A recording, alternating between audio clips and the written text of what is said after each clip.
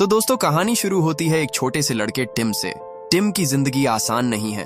उसकी माँ अब इस दुनिया में नहीं है और वो अपने पिता हैंस के साथ बहुत ही साधारण हालत में रहता है।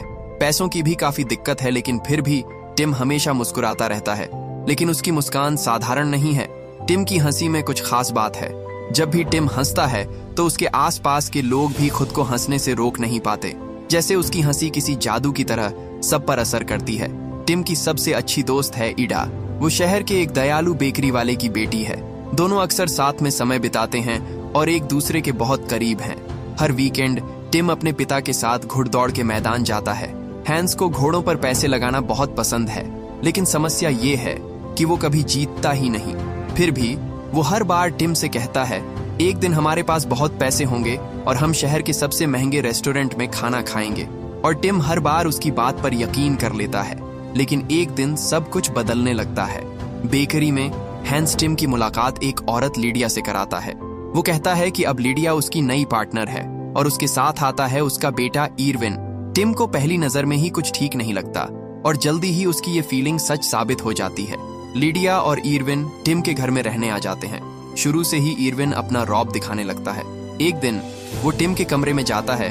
वहां एक ऊंची शेल्फ पर रखा होता है टिम का सबसे कीमती सामान, एक छोटा सा कार्डबोर्ड का किला जो उसकी माँ ने उसके बचपन में बनाया था। ये टिम के लिए सिर्फ एक खिलौना नहीं, बल्कि उसकी माँ की आखिरी याद है। लेकिन ईरविन को इसकी कोई परवाह नहीं होती। वो उस किले को नीचे फेंक देता है और उस पर पैर रखकर तोड़ देता है। ये देखकर टिम का दिल टूट जाता है और वो गुस्से में ईरविन पर टूट पड़ता है। लेकिन ईरविन उसे मारकर अपनी माँ के पास भाग जाता है और झूठा रोना शुरू कर देता है। लीडिया बिना कुछ सुने सीधे टिम को ही दोष देती है। वो उसे जबरदस्ती माफी मंगवाती है, फिर हैंस को भी गलत कहानी सुनाती है और हैंस अपने बेटे की बात सुने बिना उसे डांट देता है। उस पल टिम खुद को बिल्कुल अकेला महसूस करता है। थोड़ी देर बाद वो इडा से मिलता है और सब कुछ भूलने की कोशिश करता है। वो उसे फिल्म देखने के लिए बुलाता है, लेकिन वहीं कुछ अजीब और खास होता है। फिल्म के दौरान टिम जोर जोर से हंसने लगता है और जैसे हमेशा होता है उसकी हंसी फैलने लगती है। पूरा सिनेमा हॉल हंसने लगता है, यहाँ तक कि लोग बिना वजह के भी हंसते जा रहे होते हैं। लेकिन एक कोने में बैठा एक आदमी बिल्कुल शांत है। वो एक सूट पहने हुए है काले चश्मे के साथ और उसकी नजर सिर्फ टिम पर टिकी हुई है। वो ना हंसता है ना मुस्कुराता है, बस टिम को ध्यान से देखता रहता है। अगले दिन टिम और उसके पिता फिर से रेसकोर्स जाते हैं। इस बार हैंस एक घोड़े पर दांव लगाता है जिसका नाम है शर्लॉक होम्स, और पहली बार किस्मत उनका साथ देती है। वो घोड़ा सच में जीत जाता है तो हैंस खुशी से झूम उठता है और तुरंत अपना इनाम लेने काउंटर पर पहुंचता है। लेकिन वहां कुछ अजीब होता है। उसे ढेर सारे पैसे मिलने चाहिए थे, पर बदले में उसे मिलती है सिर्फ एक सिक्का। ये बात बिल्कुल समझ नहीं आती, लेकिन हैंस अपने बेटे टिम का दिल नहीं तोड़ना चाहता। वो मुस्कुराते हुए कहता है, वादा तो वादा होता है। और फिर वो टिम को लेकर एक महंगे होटल में जाता है ताकि वो अपना सपना पूरा कर सके। लेकिन जैसे ही वो अंदर जाते हैं, रिसेप्शन वाला उनके पुराने और साधारण कपड़े देखकर उन्हें अंदर जाने से मना कर देता है। दोनों को बाहर ही रोक दिया जाता है। हैंस को बहुत शर्म आती है, लेकिन वो फिर भी दिखाता है कि सब ठीक है ताकि टिम को बुरा न लगे। चुपचाप दोनों वापस घर लौट आते हैं और फिर कहानी एकदम से बहुत दुखद मोड़ ले लेती है। एक दिन काम करते वक्त कंस्ट्रक्शन साइट पर एक अजीब हादसा होता है। एक भारी बीम गलत दिशा में गिरती है और उसी पल हैंस की मौत हो जाती है। सब कुछ एक झटके में खत्म, क्योंकि उसके पास न पैसे थे न कोई बचत। उसका अंतिम संस्कार भी बहुत साधारण तरीके से होता है, यहाँ तक कि उसकी कब्र पर उसका नाम भी ठीक से नहीं लिखा जाता। ये सब देखकर टिम अंदर से पूरी तरह टूट जाता है। वो अपने पिता की कब्र पर फूल चढ़ाना चाहता है, लेकिन उसके पास इतने भी पैसे नहीं हैं। मजबूरी में वो पास की एक कब्र से फूल लेने की कोशिश करता है, लेकिन तभी उसकी सौतेली माँ उसे रोक देती है। बस यही आखिरी चोट थी। दर्द और गुस्से से भरा हुआ टिम वहां से भाग जाता है। उसे नहीं पता वो कहाँ जा रहा है, बस चलता ही जाता है और बिना सोचे समझे वो फिर से उसी रेसकोर्स पर पहुंच जाता है। वहीं जमीन पर उसे एक सिक्का मिलता है और तभी वही रहस्यमयी आदमी फिर से उसके सामने आ जाता है जो सिनेमा में भी उसे देख रहा था। वो आदमी शांति से टिम से कहता है, इस सिक्के से दांव लगाओ, सब पहले से तय है। वो उसे एक घोड़े का नाम बताता है, वेस्टविंडर। टिम थोड़ा घबराता है, लेकिन उसके पास खोने के लिए कुछ भी नहीं है। वो दांव लगा देता है और हैरानी की बात, घोड़ा जीत जाता है। टिम वहीं खड़ा रह जाता है, पूरी तरह शॉक में। जब वो पैसे लेने जाता है तो अचानक रोने लगता है, हारने की वजह से नहीं बल्कि जीतने की वजह से, क्योंकि आज उसने वो कर दिखाया जो उसके पिता हमेशा करना चाहते थे। लेकिन उसे देखने के लिए उसके पिता अब नहीं हैं। आंखों में आंसू लिए खड़ा टिम तभी देखता है कि दो अजीब आदमी उसकी तरफ आ रहे हैं। वो अपना नाम बताते हैं, बेहेमोथ और बाइल। दोनों दोस्ताना व्यवहार करते हैं, उसे दिलासा देते हैं और फिर कहते हैं कि इतने पैसे को संभाल कर रखो, नहीं तो कोई चुरा सकता है। बेहेमोथ उसे सिखाता है कि पैसे को रूमाल में लपेटकर कोट की जेब में कैसे छुपाना है। टिम उनकी बात मान लेता है, लेकिन कुछ देर बाद कहानी फिर पलट जाती है। टिम फिर से उस रहस्यमयी आदमी से मिलता है। इस बार वो आदमी गुस्से में कहता है, तुम अपने सारे पैसे खो चुके हो। टिम जल्दी से अपना रूमाल चेक करता है और दंग रह जाता है। पैसों की जगह अंदर सिर्फ अखबार के टुकड़े होते हैं। तभी उसे समझ आता है कि बेहेमोथ और बाइल ने उसे बेवकूफ बना दिया, सब कुछ लूट लिया। इसी बीच वो रहस्यमयी आदमी खुद को पहचान कर आता है। वो है बैरोन लीफ, दुनिया का सबसे अमीर इंसान। वो शांति से टिम को एक और सिक्का देता है और कहता है, एक बार और कोशिश करो।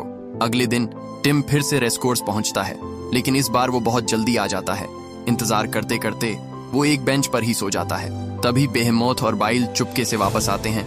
ये दोनों मौका देखते ही टिम का आखिरी सिक्का भी चुरा लेते हैं। कुछ देर बाद टिम उठता है और सामने फिर से बैरोन लीफ खड़ा होता है। वो जल्दी करने को कहता है, जल्दी करो, बेटिंग का टाइम खत्म होने वाला है। लेकिन इस बार बड़ी समस्या है, टिम के पास अब सिक्का ही नहीं है।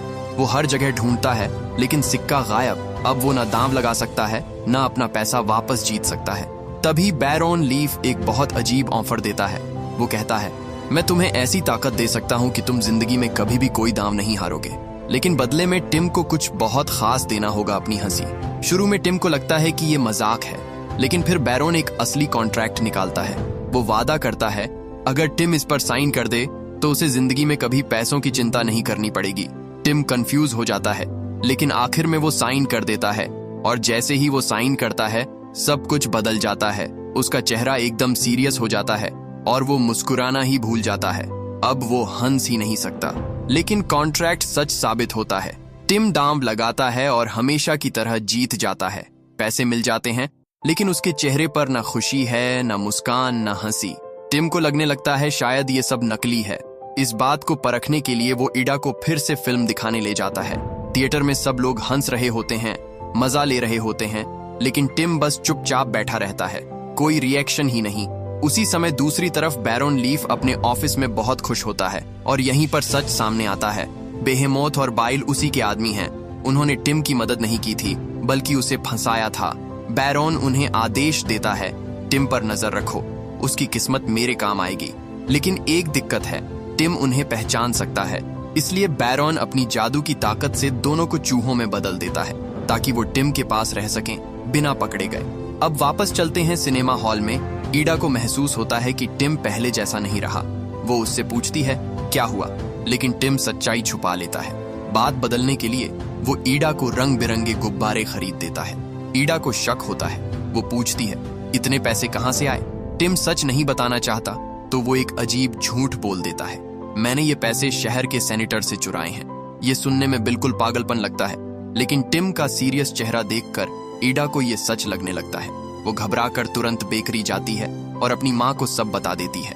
लेकिन दुर्भाग्य से एक कस्टमर उनकी बात सुन लेता है और फिर क्या पूरे शहर में ये खबर फैल जाती है कि टिम ने सेनेटर को लूट लिया।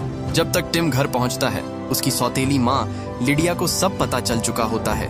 इरविन उसके कोट की तलाशी लेता है और पैसे निकाल लेता है। लिडिया गुस्से में आ जाती है और उसे सजा देने की धमकी देती है, लेकिन तभी ईडा की माँ वहां पहुंचती है और पूरी सच्चाई बता देती है। वो समझाती है कि टिम ने कुछ नहीं चुराया। थोड़ी ही देर में पुलिस भी कंफर्म कर देती है कि कोई चोरी हुई ही नहीं थी। अब सच सामने आ जाता है। टिम मान लेता है कि उसने पैसे घुड़दौड़ में जीतकर कमाए हैं। लिडिया उसे माफ तो कर देती है, लेकिन सारे पैसे खुद रख लेती है। सब कुछ ठीक हो जाता है, लेकिन टिम के दिल में एक दर्द रह जाता है। उसे बुरा लगता है कि ईडा ने उस पर भरोसा नहीं किया और उसकी बात सबको बता दी। ईडा वाली घटना के बाद टिम और ईडा एक दूसरे से बात करना बंद कर देते हैं। टिम अंदर से उदास तो होता है, लेकिन वो अपनी नई ताकत का फायदा उठाने की सोचता है। स्कूल में वो बाकी लड़कों के साथ कंचे खेलना शुरू करता है और हर गेम पर दांव लगाता है, और जैसा हमेशा होता है वो हर बार जीत जाता है। लेकिन यहाँ बात उलटी पड़ जाती है। बाकी लड़कों को लगता है कि टिम चीटिंग कर रहा है। धीरे धीरे सब उससे दूर होने लगते हैं। टिम और भी अकेला पड़ जाता है। उधर एक दिन ईडा के मन में पछतावा होता है। वो केक लेकर टिम के घर जाती है ताकि उससे माफी मांग सके, लेकिन बदकिस्मती से उसे सिर्फ लिडिया और इरविन मिलते हैं। दोनों पूरा केक खुद खा जाते हैं और टिम को ये तक नहीं बताते कि ईडा उससे मिलने आई थी। अब लिडिया को भी शक होने लगता है। उसे लगता है कि टिम का हर बार जीतना कुछ तो गड़बड़ है, इसलिए वो टिम और इरविन को लेकर खुद रेसकोर्स जाती है ताकि अपनी आंखों से सच देख सके। वहां वो टिम से कहती है, एक घोड़ा चुनो। टिम घोड़ा चुनता है और वो जीत जाता है। लिडिया हैरान रह जाती है। वो जल्दी से पैसे पकड़ती है और वहां से निकलना चाहती है, लेकिन इरविन जिद करता है। एक बार और दांव लगाओ, टिम कहता है। अगली बार हम और ज्यादा जीत सकते हैं। लिडिया मान जाती है। दूसरी रेस शुरू होती है, लेकिन इस बार टिम का घोड़ा पीछे रह जाता है। चौथे नंबर पर आता है। लिडिया और इरविन गुस्से से फट पड़ते हैं और सारा दोष टिम पर डालते हैं। तभी अचानक अनाउंसर की आवाज आती है, पहले 3 घोड़ों को डिस्क्वालीफाई कर दिया गया है, मतलब अब टिम का घोड़ा ही विजेता है। सब लोग शॉक में रह जाते हैं। लिडिया बिना वक्त गंवाए फिर से सारे पैसे अपने पास रख लेती है, लेकिन टिम के लिए अब पैसे मायने नहीं रखते। उसके दिल में बस एक ही ख्वाहिश है, काश उसके पापा ये सब देख पाते। बाद में टिम अकेले शहर में घूमता हुआ उसी महंगे होटल के बाहर पहुंचता है जहां उसके पिता उसे कभी ले जाना चाहते थे। वहां का एक कर्मचारी क्रेसमेयर उसे पहचान लेता है। वो टिम को अंदर बुलाता है क्योंकि उसने उसकी किस्मत के बारे में सुन रखा है। टेस्ट लेने के लिए वो टिम को एक कार्ड गेम खेलने का चैलेंज देता है। टिम मान जाता है, लेकिन एक शर्त पर, अगर वो जीत गया तो उसे होटल में नौकरी चाहिए। वो अपनी मेहनत से पैसे कमाना चाहता है और लिडिया से दूर जाना चाहता है।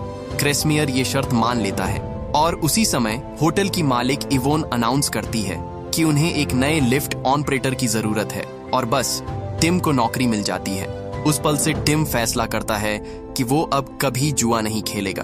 उसी रात वो लिडिया और इरविन के लिए एक नोट छोड़ता है कि उसे नौकरी मिल गई है और वो घर छोड़ रहा है। होटल जाते वक्त वो रास्ते में बेकरी के पास रुकता है। वहीं उसकी मुलाकात फिर से ईडा से होती है। ईडा जल्दी से उससे बात करने आती है। जब उसे पता चलता है कि टिम शहर छोड़ रहा है तो वो सब ठीक करने की कोशिश करती है। वो पूछती है, तुम्हें केक कैसा लगा? टिम हैरान रह जाता है। उसे तो कुछ पता ही नहीं होता। जल्दी में वो कहता है कि उसे काम के लिए देर हो रही है और वहां से चला जाता है। ईडा वहीं खड़ी रह जाती है, आंखों में आंसू लिए। वो वापस बेकरी जाती है और वहां देखती है बैरोन लीफ एक टेबल पर बैठा है। वो अपनी माँ को बुलाती है, लेकिन उसकी माँ गहरी नींद में होती है। तभी बैरोन शांत आवाज में कहता है, मुझे पता है तुम टिम को कितना पसंद करती हो। मैं उसे वापस ला सकता हूँ, लेकिन तुम्हें मेरे साथ एक सौदा करना होगा। उधर टिम होटल में काम शुरू कर देता है, लेकिन उसके मन में सिर्फ एक ही चीज चल रही है, किसी भी हालत में उसे बैरोन लीफ को ढूंढना है और अपनी हंसी वापस लेनी है। वो होटल के स्टाफ से बार बार बैरोन के बारे में पूछता है, लेकिन किसी को भी उसके बारे में कुछ पता नहीं होता। इसी बीच टिम की नजर 2 नौकरानियों पर पड़ती है जो एक बाल्टी में 2 चूहे लेकर जा रही होती हैं। असल में ये कोई और नहीं, बेहेमोथ और बाइल होते हैं जो भेष बदल कर आए हैं। वो होटल में घुसकर टिम पर नजर रख रहे होते हैं। होटल की मालकिन इवोन उन्हें तुरंत मारने का आदेश देती है, लेकिन टिम कहता है, मैं संभाल लूंगा। वो दोनों चूहों को बाहर ले जाता है और मारने के बजाय उन्हें आजाद कर देता है। टिम की ये अच्छाई देखकर बेहेमोथ और बाइल खुद सोच में पड़ जाते हैं, क्या सच में उन्हें बैरोन का साथ देना चाहिए? इधर टिम अपने कॉन्ट्रैक्ट की कॉपी चेक करता है और उसे एक बहुत बड़ा राज पता चलता है। अगर वो कभी भी एक दांव हार जाए तो कॉन्ट्रैक्ट टूट जाएगा और उसे उसकी हंसी वापस मिल जाएगी। बस यही मौका है। टिम तुरंत क्रेसमेयर के पास जाता है और एक नई शर्त लगाता है। वो कहता है, कल बैरोन लीफ इस होटल में आएगा। क्रेसमेयर को यकीन नहीं होता, लेकिन वो दांव मान लेता है और तभी फोन बजता है। खबर आती है कि बैरोन सच में होटल में आने वाला है। सब हैरान रह जाते हैं। होटल में तुरंत एक भव्य पार्टी की तैयारी शुरू हो जाती है। शहर के बड़े बड़े अमीर लोग वहां इकट्ठा हो जाते हैं और आखिरकार बैरोन लीफ होटल पहुंचता है। टिम खुद उसे लिफ्ट में ऊपर ले जाता है।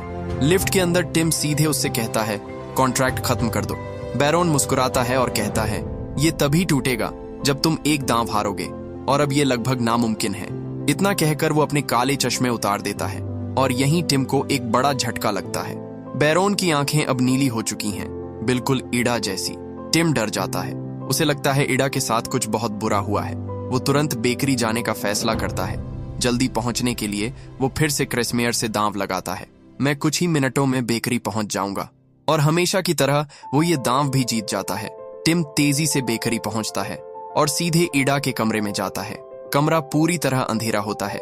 ईडा खुश होती है उसे देखकर और कहती है, मेरे सौदे ने काम कर दिया, अब हम फिर से दोस्त बन सकते हैं। लेकिन कुछ तो गड़बड़ है। टिम देखता है कि ईडा की आंखें अब अजीब हो गई हैं। उनका रंग पीला है और वो सिर्फ अंधेरे में ही देख सकती है। तभी टिम को सच्चाई समझ आती है। बैरोन ने ईडा की असली आंखें ले ली हैं और उन्हें खुद रख लिया है। ये सुनकर टिम का दिल टूट जाता है। वो वादा करता है, मैं सब ठीक कर दूंगा। टिम अपना हाथ आगे बढ़ाता है। जैसे ही ईडा उसका हाथ पकड़ती है, उसे अपनी आंखों में दर्द महसूस होता है और अचानक उसकी नजर वापस आ जाती है। उधर होटल में बैरोन एक स्पीच देने वाला होता है। तभी उसे जोर का सिर दर्द होता है। बेहेमौत और बाइल तुरंत उसके पास आते हैं और देखते हैं बैरोन अंधा हो चुका है और ये सब सिर्फ टिम की वजह से हुआ है। वापस बेकरी में ईडा अपनी नजर वापस पाकर बेहद खुश होती है। वो टिम को गले लगा लेती है, लेकिन अब भी टिम के चेहरे पर कोई मुस्कान नहीं है। वो अभी भी हंस नहीं सकता, इसलिए वो तुरंत होटल वापस भागता है ताकि बैरोन का सामना कर सके। लेकिन जब वो वहां पहुंचता है, बैरोन जा चुका होता है और सारे मेहमान भी।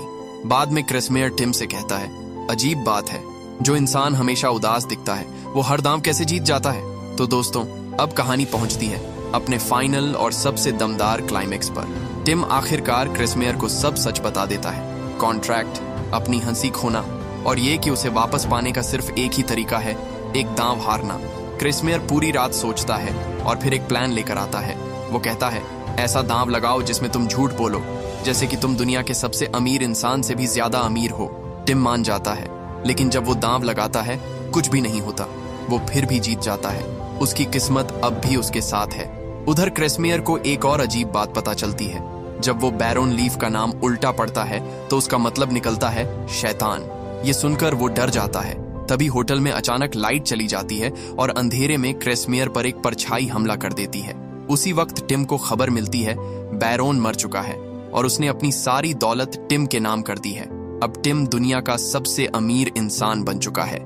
लेकिन अगली सुबह जब टिम अपने नए महल में जाता है तो सामने खड़ा होता है जिंदा बैरोन। असल में उसने अपनी मौत का नाटक किया था और यहीं वो अपना असली सच बताता है। वो कोई आम इंसान नहीं है, बल्कि एक बुरी ताकत है जो लोगों से सौदे करता है, उनकी सबसे कीमती चीज लेकर बदले में उनकी इच्छाएं पूरी करता है। और अब टिम भी उसके जाल में फंस चुका है। टिम गुस्से में उसका पैसा लेने से मना कर देता है और अपनी हंसी वापस मांगता है। लेकिन बैरोन फिर से कॉन्ट्रैक्ट की बात याद दिलाता है और एक शीशे के अंदर गायब हो जाता है। अब बैरोन का असली प्लान शुरू होता है। वो चाहता है कि टिम बार बार दांव लगाए, क्योंकि हर दांव के साथ टिम अपनी आत्मा का एक हिस्सा खो रहा है। और जब उसकी आत्मा पूरी तरह खत्म हो जाएगी तो टिम खुद बैरोन जैसा बन जाएगा। इसी प्लान के तहत लिडिया और इरविन को टिम के पास भेजा जाता है। वो उससे पैसे मांगते हैं और गुस्से में आकर टिम अपनी ताकत का इस्तेमाल करके उन्हें सजा देने लगता है। यहाँ तक कि वो एक खतरनाक दांव लगाने की सोचता है, लेकिन आखिरी पल में उसकी इंसानियत उसे रोक देती है। बैरोन उसे समझाता है, अगर लोगों को बचाना है तो उनसे दूर रहो, खासकर ईडा से। टिम मान जाता है, लेकिन ईडा को अखबार से सब पता चल जाता है और वो टिम से मिलने उसके महल पहुंच जाती है। वहां टिम उससे ठंडा बर्ताव करता है और उसे दूर भेज देता है। ईडा रोते हुए चली जाती है और बैरोन ये सब देखकर खुश होता है, क्योंकि टिम अब पूरी तरह अकेला होता जा रहा है। फिर बैरोन एक बड़ा बेटिंग इवेंट रखता है जहां पूरे शहर को बुलाया जाता है। सबको लगता है कि ये पैसे अनाथ बच्चों के लिए हैं, लेकिन असल में ये टिम को और फंसाने का जाल है। वहीं बैरोन को एक बच्चा दिखता है जिसकी हंसी बिल्कुल टिम जैसी होती है।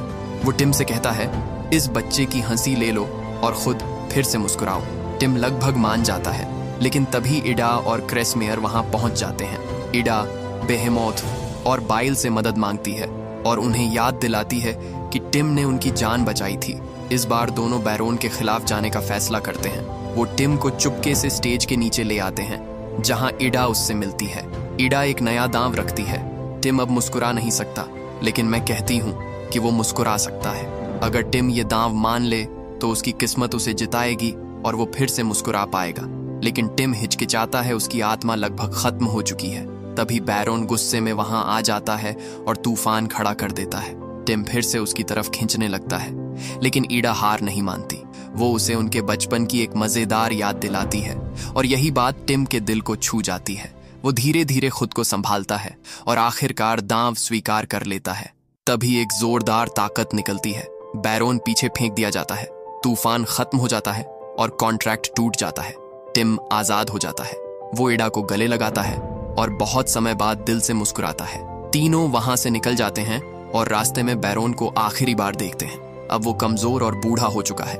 वो उन्हें हीरो से लुभाने की कोशिश करता है, लेकिन इस बार टिम बिना सोचे मना कर देता है। बेहेमोथ और बाइल भी वादा करते हैं कि अब वो बैरोन का साथ कभी नहीं देंगे। आखिर में टिम और एडा वापस अपनी साधारण जिंदगी में लौट आते हैं, बेकरी में जहां सच्ची खुशी है। और टिम समझ जाता है खुश रहने के लिए अमीर होना जरूरी नहीं है और असली खुशी पैसे से नहीं मिलती। तो दोस्तों, अगर आपको ये कहानी पसंद आई हो तो वीडियो को लाइक करना मत भूलना और कमेंट में जरूर बताना कि आपको ये कहानी कैसी लगी।